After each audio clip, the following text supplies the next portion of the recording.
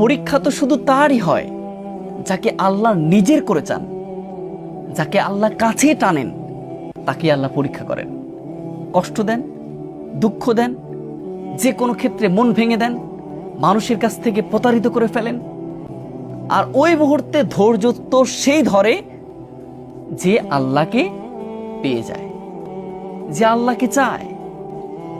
দুঃখ, কষ্ট, হতাশা যেটাই জীবনে আসুক না কেন, ওই মুহূর্তে যদি বেশি বেশি আমরা আল্লাহকে স্মরণ করতে পারি, রবকে যদি স্মরণ করতে পারি, অবশ্যই আল্লাহ বলছে ইন্নাল্লাহু মাআস সাবিরিন, নিশ্চয় ধৈর্যশীলদের সাথে আছে আমি আল্লাহ।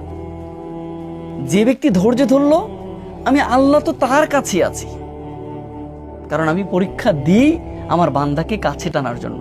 আর যে পরীক্ষা দেয়, যে ধৈর্য ধারণ করে, আর আমার আল্লাহকে তো সে নিজে পেয়ে যায়। আমি আল্লাহকে পাইলে আর দুনিয়ার কোনো মানুষের দরকার আছে? কখনোই কিন্তু দরকার নেই।